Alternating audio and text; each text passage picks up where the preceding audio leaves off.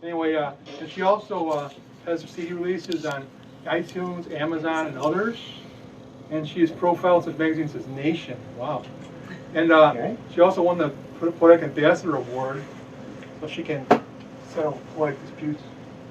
Global disputes over poetry. Yeah, like if Billy Collins wants to kill somebody, she might step in and settle it. And also, she was a Poet of the Year, and she been nominated for many multiple pushcart awards, which is very prestigious. And she has run internet radio station shows and podcasts. She frequents radio, national, and local television. Let's hear it for Janet Kuypers.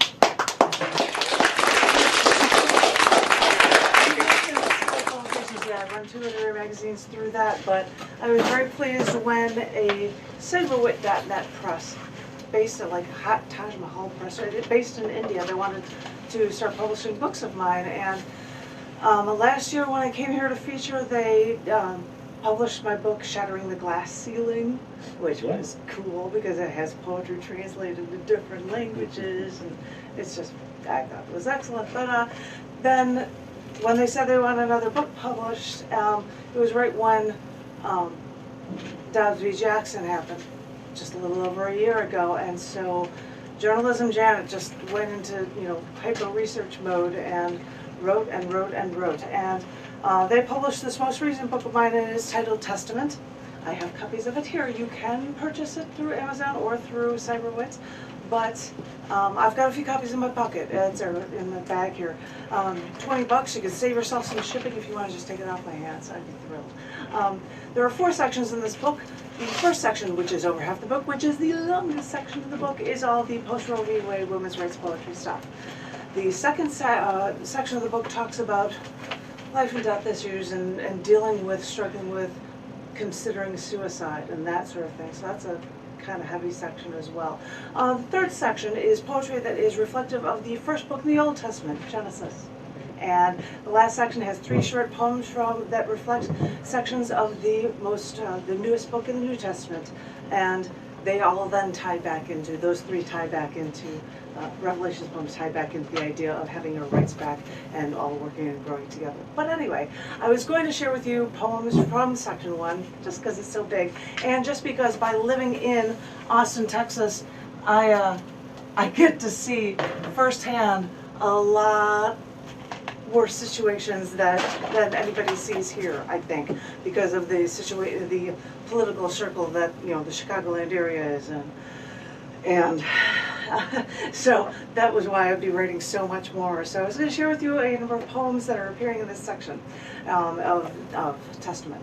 The first poem I was going to share with you not only appears in the first book of Testament, but it also appears in the July 2023 issue of one of the literary magazines I published, Down in the Dirt, Lonely Visitor. Lonely Visitor. I cram stuff in the back when I can pull that off. So this first poem that I'm going to share is going to be in both of these books. And it is titled, Equality Doesn't Mean Removing Rights. The other day was the anniversary of the day the 19th Amendment was certified in the United States, giving women the right to vote.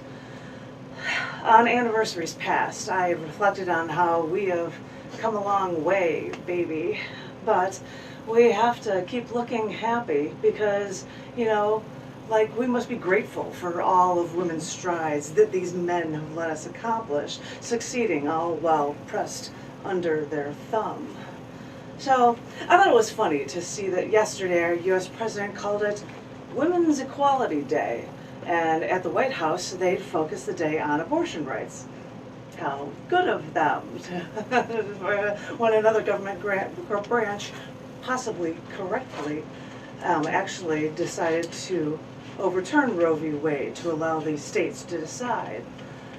I don't think the entire country realized what a giant catastrophe that might be for over half of the people in this nation. I didn't know if the White House would have some sort of festival for the day or what, until I heard that they were actually meeting with state and local leaders to discuss ways to safeguard access to abortions. which has been under such duress and such peril since it seems half of these states now stole women's basic rights. In fact, the president continues suggesting that the only way to reverse this injustice is in our future voting choices. So, how appropriate on the anniversary of the day we gained the right to vote that I hear his call, today of all days. Have you ever heard the allegory, the story of a baby that may seem content on their own, but show them a treat, let them hold it for a while, then abruptly take it away? That's when the baby starts crying, now robbed. And this is what goes through my head now, after women have made such accomplishments in life, after being held back for so long. And then, with the stroke of a pen, it seems that the floodgates have been opened for usually rural, conservative white men to bring women back to the Dark Ages again. They say we've accomplished so much, and then I wonder, have we really?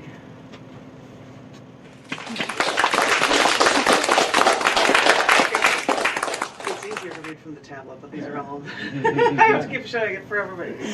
This is in Testament. This one is titled, "It Really Is All About Choice."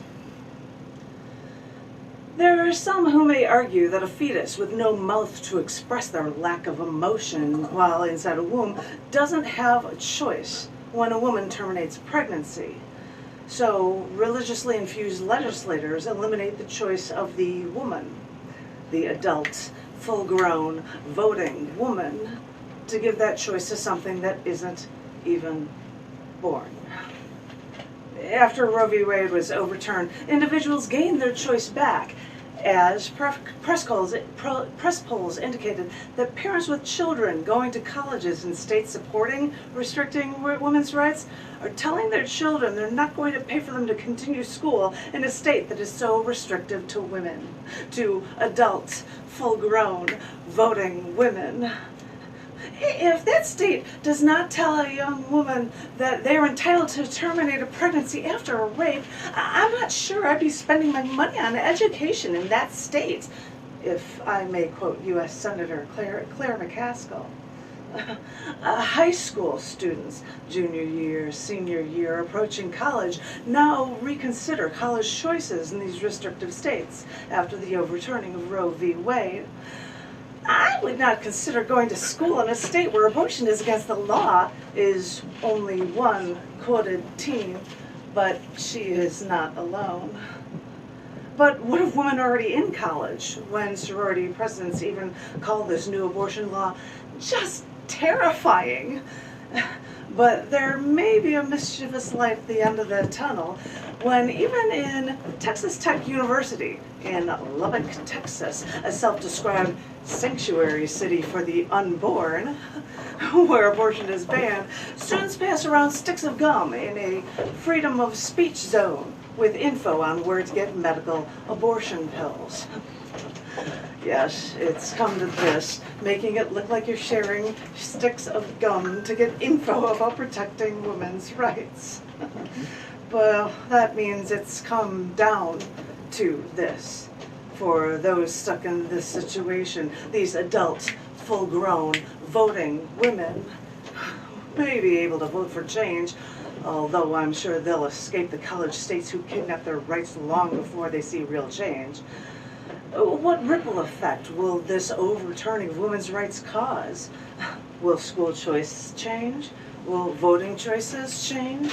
Will population numbers literally change after some in government tried to turn their country back to the Dark Ages?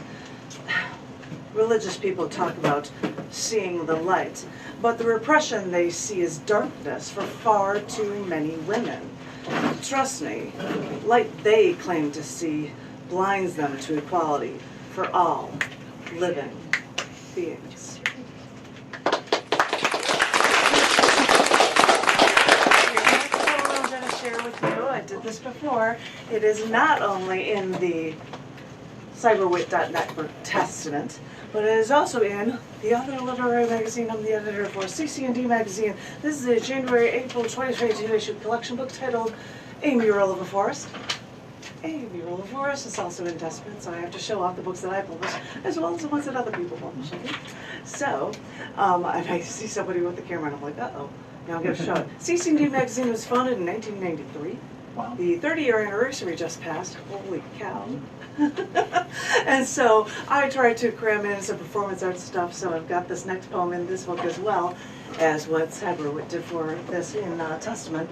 This poem is titled Key, you see.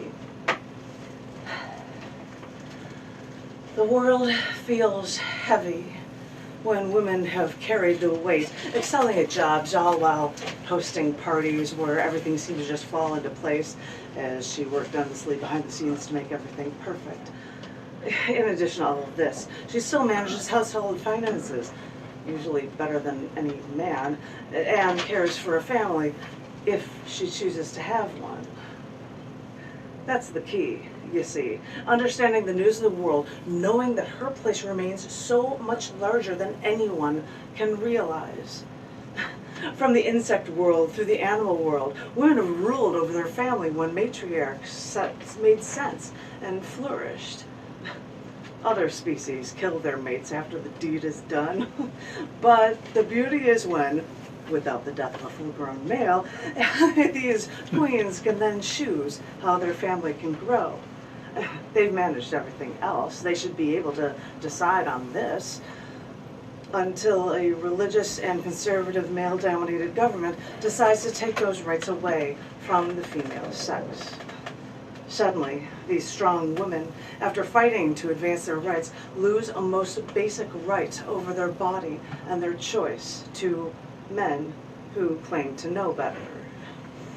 These men, when men can choose to actually relinquish nearly half of their lives with weight gains and hormone changes that may force some men into a psych ward, or just to relinquish their lives again for years, decades, for something they didn't want, then men can choose what's better or not, or if it's better to just cut the seed of the weed before it grows so unmanageable that they're forced to be a servant to something they never wanted.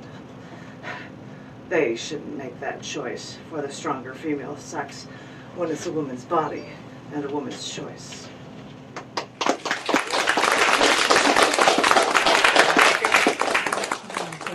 Poem, so yeah, if you wanna, anybody wants to sign in, here's a assignment sheet for the sign list. Okay, sorry. That's quite all right. And so, dun dun dun. The next poem is titled Jihad Against Free Choice. Bypassing my poli-sci school prerequisites, I'm sure my early U.S. high school history class taught me the 10th Amendment clearly. Powers not stated in this Constitution, quote, are reserved to the states respectively or to the people, unquote. When the United States was founded, that worked, and we were separate nation states. Until we made a Federal Reserve, until we mandated a federal income tax. And yes, Congress may have created the U.S. Army, but in Article 1, Section 8, Clause 12, it states, and let me quote, the Congress shall have the power to raise and support armies, but no appropriation of monies to that use shall be for longer term than 2 years. Even though the Civil War armies existed by state, but now war becomes national. My military husband will quickly state that all recruits start their services with terms of 4 to 8 years. So if we support our Constitution so, then why do we allow our government to break it by forcing people to serve at a minimum 2 to 4 times longer than they're politically, legally supposed to?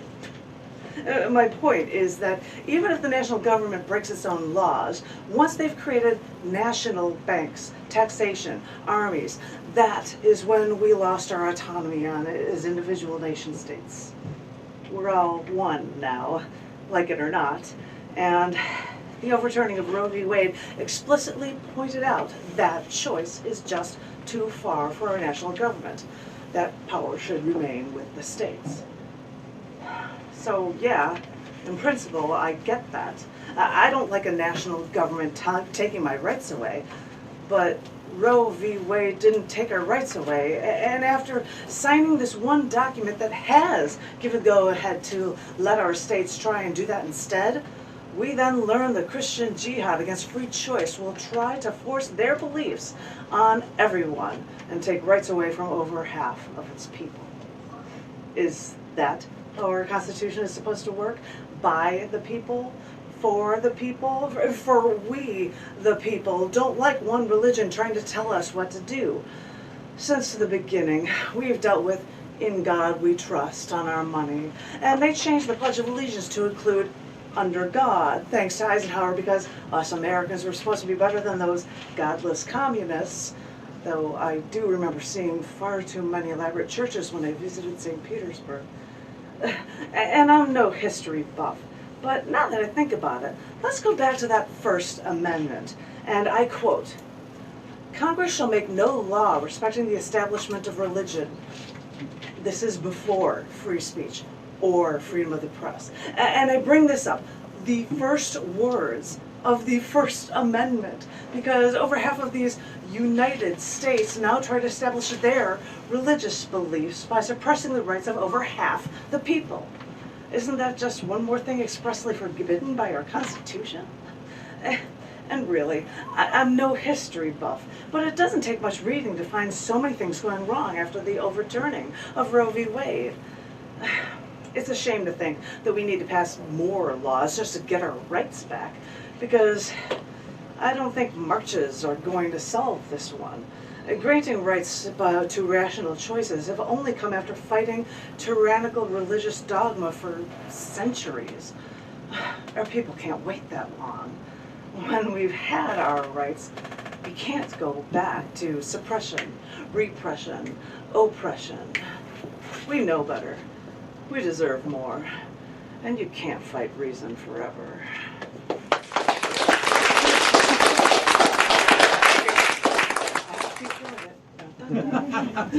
This is from Testament, part 1 of the book Testament.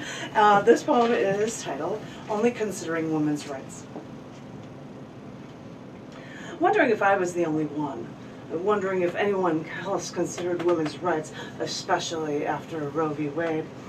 I watched a television interview. Okay, it was on Comedy Central. It cut me some slack. The Daily Show back in the day conducted daily interviews, usually with relevant lunchtime poll topics, where the 70th Miss Universe talked about how she was bullied for gaining weight. So even those who are perceived as the most beautiful are also teased. But what stuck in my head is how she was going to rural towns to make feminine pads available to young girls, since many places don't even allow women access to the most basic reproductive needs. Because, well, we forget when, thanks to Obama, birth control is free in the USA, and in some parts of the world they just have it so much worse. I think of the third world countries who restrict women's rights so, and I contemplate that, hey, maybe we don't have it so bad here in the USA. That's when I have to stop myself, remind myself that we women all have these rights. Or wait a minute, we had these rights after fighting for them for far too long in these quote-unquote United States, that if this is supposed to be the land of the free, when rights should be allowed to full-grown women and not to missed menstrual cycles and not to mistakes, not human life, not living, breathing, voting human beings who do not have a heart, go ahead. Consider dates of fertilization. Don't consider the person hosting cells that may one day be a human being. For these chemical reactions, if they only had a brain with cognitive reasoning, they would beg you to respect the woman first. So, I was watching an interview with Miss Universe. What an outdated symbol for the value of woman. A woman from India talking about women's rights, and it made me wonder if I was the only one, wondering if anyone considered women's rights.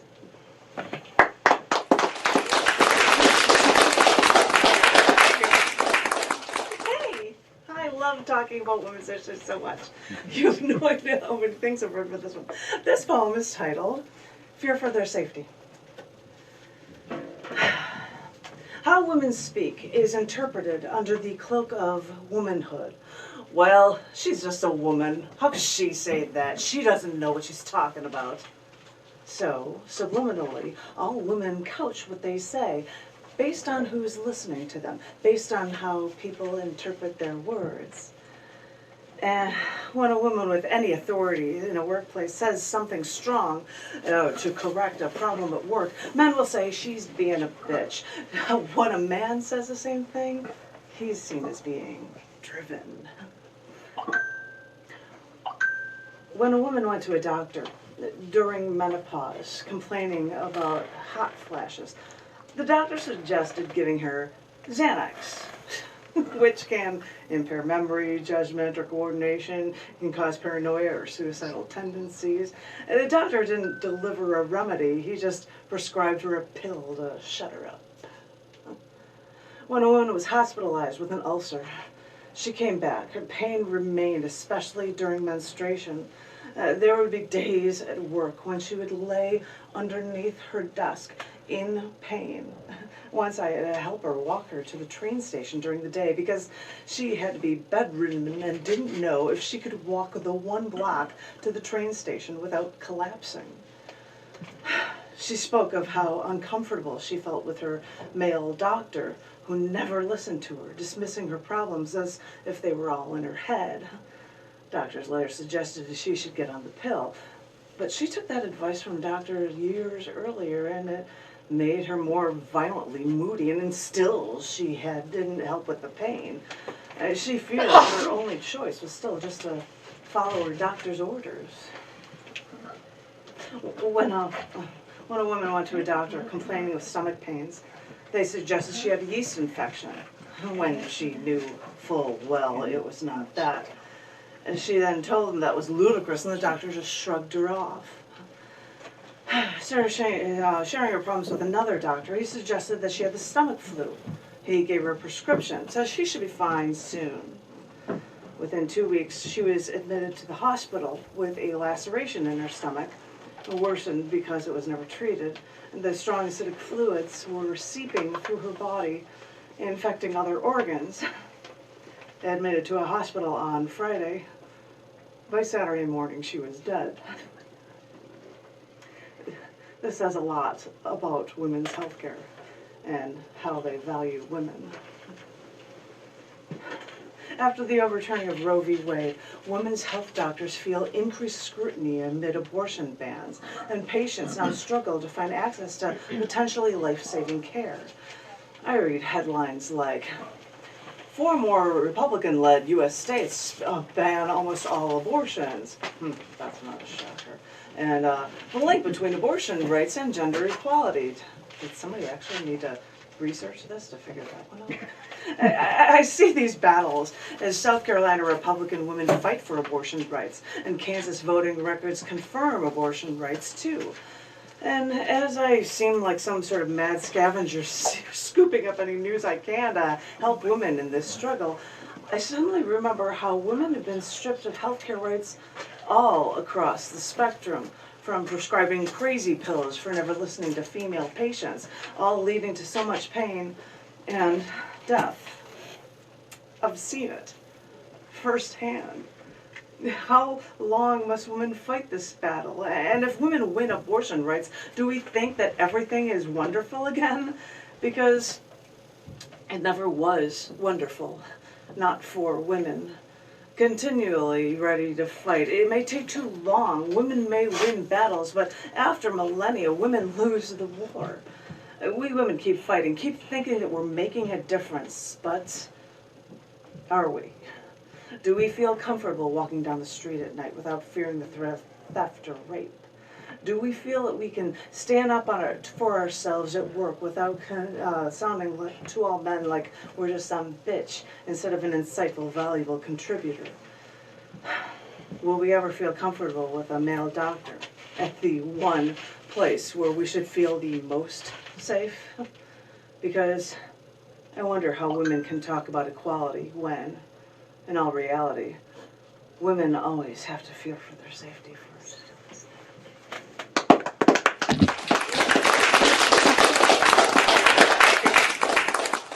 My last poem is, but I'm getting toward, yeah, probably maybe 2, I'm trying to look for like those. Anyway, this one is titled, Expecting Rights After Losing Rights. Okay, I have heard that peaceful protests can lead to change. I mean, consider this. For years, I have purchased iodized salt from Morton's, in part because of that logo of that little girl holding the umbrella was on display at a huge manufacturing building downtown in the city where I worked for years. And actually, when a friend of mine from England came and visited, the citizen of the once British Empire, he even photographed that building. But just once, I had to buy iodized salt from Swad because of its logo of Mahatma Gandhi holding his now iconic cane. For it's not that I ever lived through the Salt March in India, but I was in India. I saw that man emblazoned on their money. I saw that march as a statue in New Delhi. So I connected with that image of protest for something as basic as salt. And I love that I am not the first to realize that peaceful protests can lead to change. But really, ladies, when some basic rights have been taken away from you, what made you think that after peaceful protesting you would have other basic rights to help you? How silly of you. How foolish of you. You should have known better. 3 different women from 3 different parts of these United States attended a hearing open to the public at a Supreme Court on the 2nd of November. Now, I know protesting in the Supreme Court is forbidden, despite laws guaranteeing the right to peaceful protest, so I guess it's no surprise that these women were stopped, including a 71-year-old woman who needed a cane, or a CEO who, after protesting with a single statement in court, held her hands out to show she carried no weapons. Now, as I said, I know protesting like this is illegal, but when nonviolent protests like this happen, protesters may be arrested, but they are never detained. But for those 3 entirely different women, they were put in ankle, waist, and wrist manacles, transferred 4 times in dark, tightly packed transport vehicles that were about 100 degrees Fahrenheit and 38 degrees Celsius, with bars over their laps and under their chins. They were jailed with no right to counsel, detained overnight in a tiny, feces-laden and urine-spattered cells where they had to sit either on a metal toilet or a metal bed frame with no mattress, as bright lights kept them awake all night. Yes, they're looking into their mistreatment, which is more than 30 hours of detention for, that may violate the constitutional and international rights. And yes, it's not like they wanted any iodized salt rubbed into their already festering wounds. And yes, they were let go and were never actually charged. So in some senses, these jailers seem to just be able to do whatever they want.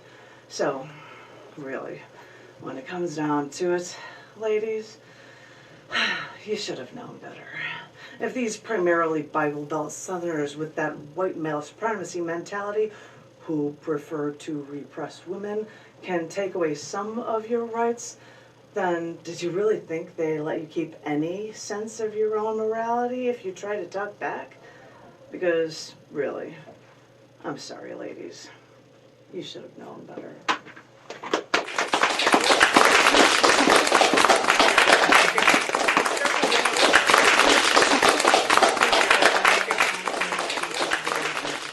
Thank you, Vito. Give it up for Vito. Vito!